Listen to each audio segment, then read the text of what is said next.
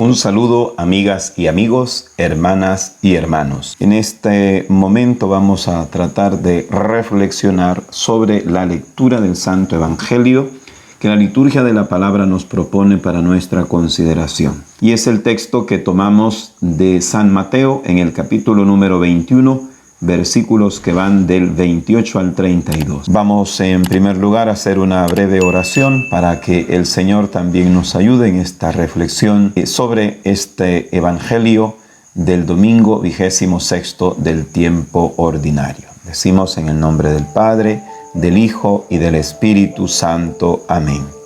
Señor Dios Todopoderoso, tú eres la fuente de la sabiduría. En ti está la verdad, porque tú eres la verdad misma. Concédenos tu sabiduría, la misma que te asistió cuando hacías todo cuanto existe, para que lleguemos a saber lo que te es grato, lo que es siempre tu santísima voluntad. María, trono de la sabiduría, ruega por nosotros. Iniciamos con la lectura del texto. Como hemos dicho, es el Evangelio de San Mateo en el capítulo número 21, versículos que van del 28 al 32. El texto dice lo siguiente: En aquel tiempo Jesús dijo a los sumos sacerdotes y a los ancianos del pueblo: ¿Qué opinan de esto? Un hombre que tenía 2 hijos fue a ver al primero y le ordenó: Hijo, ve a trabajar hoy en la viña. Y él le contestó: Ya voy, Señor. Pero no fue. El padre se dirigió al segundo y le dijo lo mismo. Este le respondió: No quiero ir. Pero se arrepintió y fue. ¿Cuál de los 2 hizo la voluntad del Padre? Ellos le respondieron: El segundo. Entonces Jesús les dijo: Yo les aseguro que los publicanos y las prostitutas se les han adelantado en el camino del reino de Dios, porque vino a ustedes Juan, que predicó el camino de la justicia, y no le creyeron. En cambio, los publicanos y las prostitutas sí le creyeron. Ustedes ni siquiera después de haber visto se han arrepentido ni han creído en él. Palabra del Señor. Gloria a ti, Señor Jesús.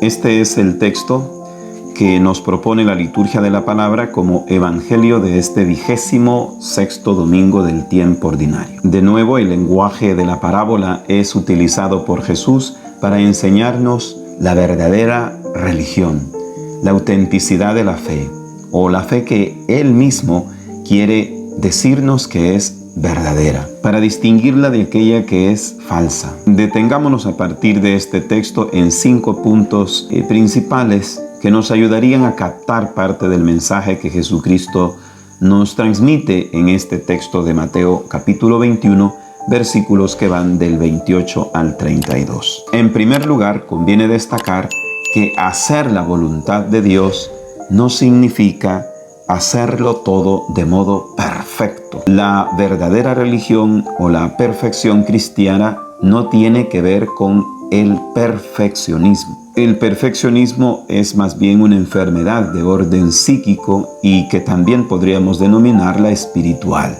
que afecta nuestro espíritu, nuestra relación con Dios y con los demás. ¿Por qué decimos que la religión verdadera no consiste en un perfeccionismo, en hacerlo todo de modo perfecto en el sentido absoluto de la expresión? Porque la gran pregunta de Jesús en la parábola es: ¿quién hizo la voluntad del Padre?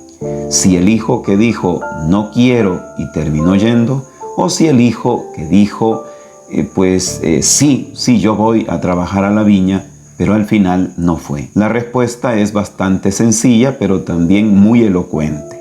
El que hizo la voluntad del Padre fue aquel hijo que, aunque en un primer momento dice y realmente no quiere ir a trabajar a la viña, al final sí va. Podríamos decir que este acto no es del todo perfecto en el sentido racional que podríamos entender, porque hay un primer momento en donde el hijo no quiere ir. Este no quiero manifiesta el rechazo a Dios. Es, podríamos decir, el símbolo del pecado, porque todo pecado contra Dios y contra nuestros prójimos, contra nosotros mismos, es un no quiero a Dios. es un rechazo a Dios. En este no quiero ir se resume pues el rechazo a la voluntad de Dios.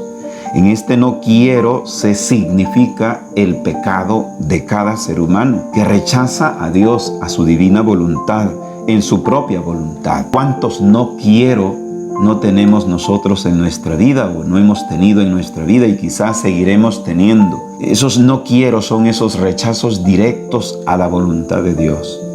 Porque queremos siempre hacer nuestra propia voluntad. Porque queremos que las cosas sean como nos gustaría que fueran, no como Dios quiere que sean. Y ahí comienza de alguna manera el rechazo a Dios, a su divina voluntad. Y en ocasiones también eso nos lleva al pecado. ¿Quién hace la voluntad del Padre? El que desea siempre ardientemente lo que el Padre quiere. Pues hoy Jesús nos enseña que no siempre es así, que en ocasiones hace la voluntad del Padre aquel que aunque no quiere en un primer momento, pero termina siempre haciendo lo que Dios quiere. Que aunque en un primer momento lo rechaza, pero si en un segundo momento recapacita y vuelve nuevamente, lo importante es eso, que termine haciendo la voluntad del Padre. El texto de la parábola nos dice que este hijo que en un primer momento le dice al Padre, no quiero ir, luego se arrepintió y fue a trabajar a la viña. El verbo griego que encontramos en el texto original puede ser traducido como preocuparse, como arrepentirse, como lamentarse. Son palabras que, como bien vemos, indican no solo el hecho de cambiar de voluntad, de cambiar de opinión, sino que de una especie de conversión de lo más profundo, porque a eso está apuntando Jesús. Aquellos que hacen la voluntad de Dios son los que realmente tienen un sincero arrepentimiento para poder volver a eso que Dios quiere. Porque de entrada, los seres humanos muchas veces nos va a costar trabajo hacer la voluntad de Dios. Por lo tanto, aquel que hace la voluntad de Dios no es aquel que de entrada probablemente quiere hacer esa voluntad, acepta esa voluntad de Dios y la acoge con gran alegría. No, muchas veces quizás nos va a costar mucho trabajo, porque como hemos dicho ya, hacer la voluntad del Padre no es caer en un perfeccionismo. No podemos caer en esa escrupulosidad de decir, bueno, pero es que en un primer momento yo no quería hacer esto o hacer lo otro. Pero lo importante es que terminamos haciendo esa voluntad de Dios. Eso es lo que Dios valora. Y eso es lo que Dios quiere hacer entender a sus discípulos y al pueblo de Israel que le escuchaba en estas palabras y también a través de ellos a cada uno de nosotros. Esto es así porque la vida cristiana siempre va a estar llena de muchos no quiero, pero al final lo importante es que nos venzamos a nosotros mismos y venzamos ese, en primer lugar, no quiero que tenemos hacia Dios para poder instaurar el sí quiero y hacer la voluntad de Dios en nuestras vidas. Porque la vida cristiana es un proceso de perfeccionamiento, no es una búsqueda exagerada, obsesionada y enfermiza de hacer las cosas de modo perfecto hasta el último grado.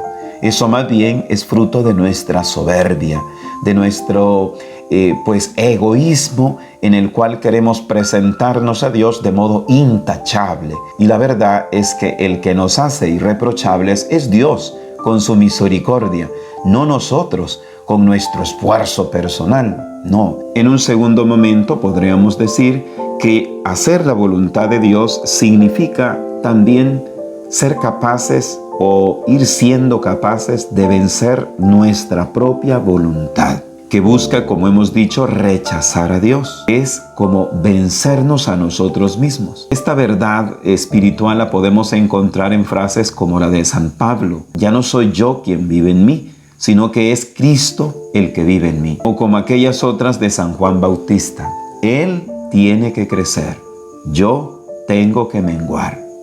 Pero todo esto es un proceso, como vemos. No es tarea fácil para nosotros, porque por la herida del pecado original, todos tendemos a buscar siempre hacer nuestra propia voluntad, a saciar nuestros impulsos, nuestros deseos, a llevar a la realidad nuestras propias ideas porque nos parecen más cuerdas, más auténticas, más verdaderas, qué sé yo. Por eso es toda una lucha de autovencimiento de nuestra propia voluntad, para ir dejando a Dios ser Dios, para que Él sea el que vaya gobernando poco a poco nuestra propia voluntad. Pero esto también, como he dicho, es un proceso. Hacer la voluntad de Dios no es algo que se dé de modo espontáneo, sino que es un proceso. Por eso Jesús llega a decir, hasta las prostitutas pueden llegar a alcanzar ese proceso o el término de ese proceso. Por eso nosotros no podemos sentirnos en primer lugar ni frustrados ni tampoco como ya con la soberbia de pensar que lo hemos alcanzado, porque es un proceso que en la vida del creyente se tiene que realizar a lo largo de toda la vida. Ese vencerse a sí mismo, ese irnos venciendo como este hijo de la parábola que en un primer momento no quería, pero en un segundo momento pues termina siendo lo que realmente tiene que hacer. Creo que nosotros podemos ir realizando también esta palabra en nuestras vidas, haciendo esas pequeñas cosas que en un primer momento no queremos, pero para llegar a terminar queriendo y haciendo la voluntad de Dios, lo que Dios desea en nuestras vidas, hemos de comenzar haciendo las cosas aún sin mucho querer. Por ejemplo, si yo no quiero ponerme a rezar, la mejor manera de vencer esa tentación es ponerme a rezar. Porque solo si me pongo a rezar, entonces yo voy al final terminar queriendo, sintiéndole gusto al Santo Rosario, sintiéndole ese gusto espiritual a la oración mental. Si yo no quiero formarme en mi fe cristiana, lo que tengo que hacer es comenzar a formarme. Porque si yo estoy siempre diciendo, voy a comenzar a formarme cuando lo quiera, cuando tenga ganas, pues entonces nunca voy a tener ganas. Porque para cultivar la verdadera religiosidad, para cultivar la voluntad de Dios, yo tengo que vencer mi propia voluntad. Eso es como todo. Porque para poder desarrollarnos incluso en nuestra vida, en nuestro trabajo, en nuestro aprendizaje, hay que vencer nuestra propia voluntad. Alguien puede, por ejemplo, dar constancia de que cuando tiene que trabajar mucho, tiene que levantarse temprano, tiene que hacerse disciplinado y tiene que renunciar a una serie de cosas que válidamente, aunque no sean pecado, las quiere hacer. Tiene que renunciar a dormir unas horas más o un tiempo más, a que quizás su vida tenga un espacio de mayor diversión, de mayor descanso. ¿Por qué? Porque es necesario trabajar, sacar adelante aquel trabajo. De lo contrario va a ser imposible. Entonces, si estamos esperando a que siempre nazca en nosotros el deseo o la gana, muy probablemente nunca vamos a realizar esas acciones o esos proyectos que tenemos en mente. Pues así es en el campo espiritual. Si estamos esperando a que siempre nos nazca el deseo de querer orar, el deseo de ejercer la caridad, el deseo de perdonar a quien nos ha ofendido gravemente, el deseo de convivir con esas personas que nos cuesta trabajo convivir, probablemente nunca van a nacer. Ese deseo bondadoso va a nacer si nosotros vamos haciendo pequeños actos. En este caso, de oración, de perdón, de convivencia efectiva para con nuestros hermanos que nos han ofendido, etcétera, etcétera. Esto es lo que en el fondo también enseña la parábola de Jesús en este texto de San Mateo en el capítulo número 21, que es el texto del Evangelio de este domingo número 26 del tiempo ordinario. Hacer la voluntad de Dios significa vencer nuestra propia voluntad, no esperar que esa voluntad se active para Dios, sino nosotros a través de pequeñas acciones o grandes acciones comenzar a activar esa voluntad para hacer la voluntad de Dios. En un tercer momento, la parábola también de los dos hijos, como algunos exégetas le llaman, pues indica que la obediencia a Dios no consiste tanto en decir sí o en decir no. La obediencia a Dios no consiste en discursos teóricos.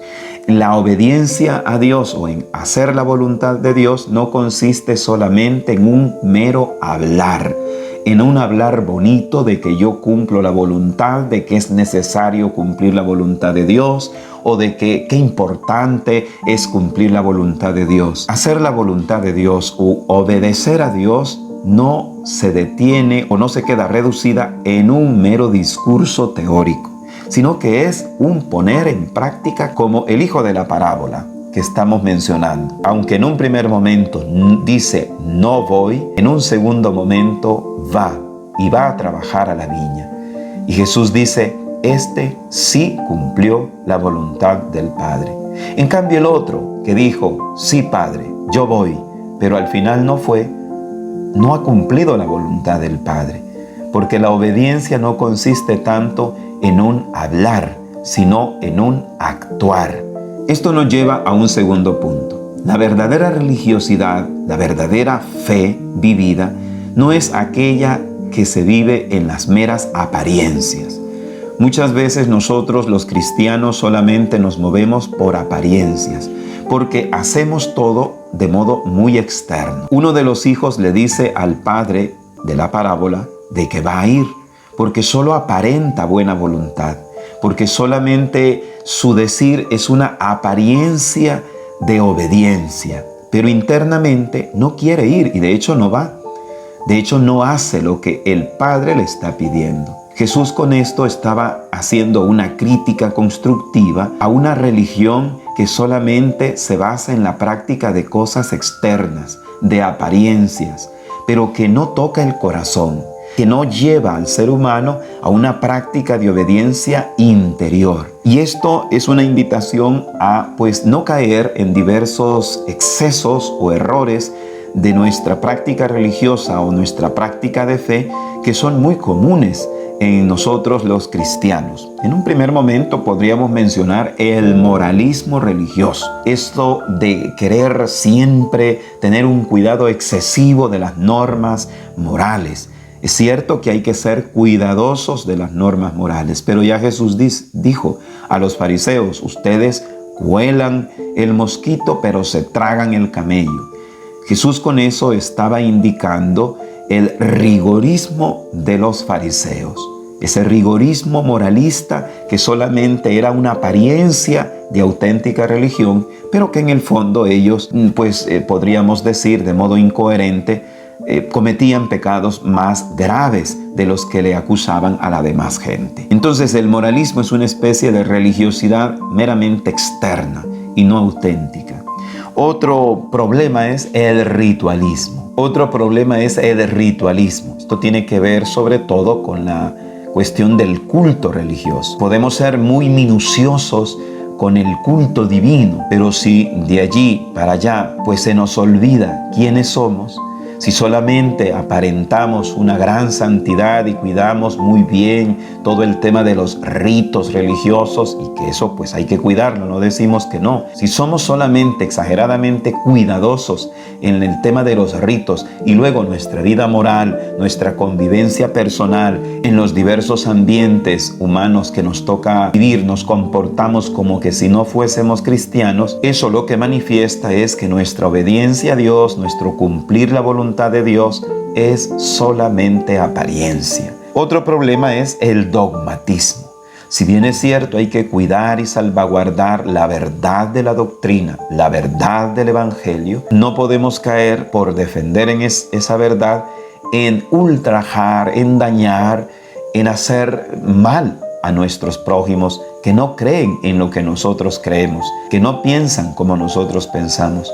Porque de nuevo, eso sería también una religión solamente externa, solo de apariencia, porque faltaría la verdadera práctica de la caridad. Entonces, la parábola que Jesucristo hoy nos presenta nos indica que la obediencia a Dios no consiste solamente en un hablar, sino en un actuar auténticamente como hijos de Dios, como hijas de Dios, cumpliendo la verdadera voluntad que Dios quiere que cumplamos. En un cuarto lugar, también podríamos decir que la parábola nos exhorta a considerar el hecho de que Dios valora el sincero arrepentimiento. El hijo de la parábola que dice, no voy a la viña, y que termina yendo, es presentado por Jesús como ejemplo de aquel que cumple la voluntad de Dios Padre. Es decir, hacer la voluntad de Dios Padre es tener capacidad para rectificar, para cambiar.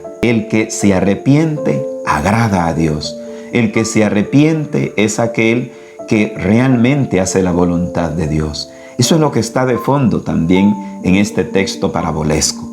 Y esto Jesús lo dice en primer lugar para los fariseos, que ellos decían que no necesitaban arrepentirse de nada, que ellos cumplían, se consideraban ellos cumplidores de la ley, cumplidores de la voluntad de Dios. Pero por eso Jesús les va a decir, porque ustedes dicen que están sanos, por eso yo les digo que están enfermos. Porque dicen que ven, yo les digo, no ven, están ciegos. Porque ellos se consideraban sanos, porque ellos se consideraban sin necesidad de arrepentirse. Pero ¿quién es el que hace la voluntad de Dios Padre? Aquel que tiene capacidad de reconocer sus propios límites, errores, pecados. Quien no es capaz de eso, para Jesucristo, en esta parábola concreta, pues, indica que no está haciendo la voluntad de Dios Padre, que no está caminando a hacer esa voluntad de Dios Padre.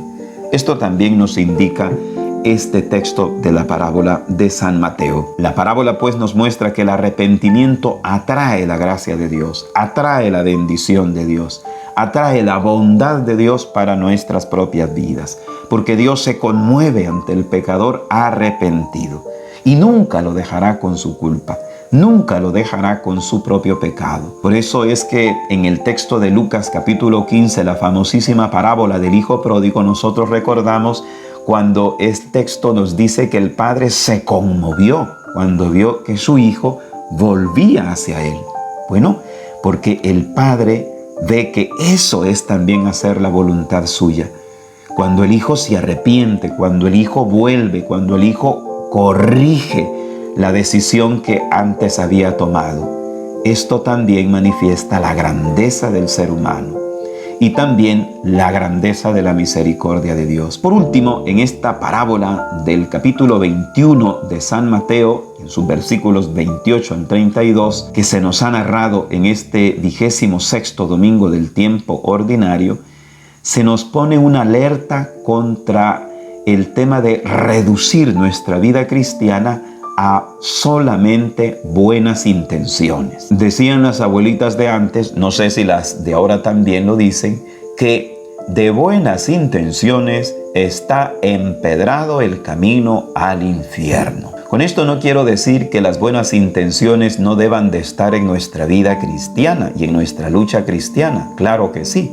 De hecho, las buenas intenciones son necesarias para que nuestros actos, de hecho, sean moralmente buenos. Por eso hemos de siempre buscar purificar nuestras intenciones, que no tengamos en nuestro corazón malas intenciones a la hora de actuar, sino verdaderas buenas intenciones para que nuestros actos sean buenos ante los ojos de Dios y para que realmente ayuden a nuestros hermanos y a nosotros.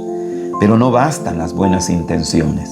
De las buenas intenciones no podemos edificar absolutamente nada o muy poco. Es cierto que necesitamos las buenas intenciones, pero no son suficientes. Eso queda simbolizado cuando uno de los hijos le dice a su padre, sí voy, pero al final no va. Tiene la intención de ir, tiene la intención por lo menos de decirle a su padre, sí, yo voy a ir a trabajar a la viña que simboliza, claro, el reino de Dios, trabajar haciendo la voluntad de Dios, etc. Pero si reducimos nuestra vida cristiana a solamente tener buenas intenciones, no vamos a hacer la voluntad de Dios. No bastan pues las buenas intenciones, sino que es necesario entender que la santidad cristiana, que el desarrollo humano nuestro, no solamente necesita de buenas intenciones, sino que necesita de acciones concretas, de ejecuciones prácticas, concretísimas en nuestra vida. Y eso es lo que en el fondo también Jesús quería enseñar. El primer hijo dijo, sí voy, pero al final no hizo nada. Se quedó solamente en la buena intención de ir. En cambio el segundo, aunque en un primer momento no tenía esa intención, pero al final activa esa intención y termina concretizándola, termina actuando. ¿Cuántas intenciones no hemos tenido? ¿Cuántos objetivos no nos hemos propuesto a lo largo de nuestra vida cuando termina un periodo, cuando termina un año, cuando inicia un año? ¿Cuántos muy buenos deseos hemos tenido espiritualmente hablando? Yo voy a comenzar a trabajarme en esto, yo voy a comenzar a adquirir esta virtud, yo quiero vencer este vicio, yo quiero pues aprender esto, yo quiero hacer lo otro, y solo lo hemos dejado en buenas intenciones. Recordemos aquella frase popular: de buenas intenciones está empedrado el camino hacia el infierno. Hemos de tener pues muchísimo cuidado de quedarnos solamente en las buenas intenciones y no comenzar desde ya, desde la hora que Dios me regala, a actuar. Porque no sé si voy a tener el mañana. No sé si voy a poder practicar eso que yo quiero practicar o anhelo practicar. He de iniciar desde hoy, pero es que no tengo el tiempo suficiente.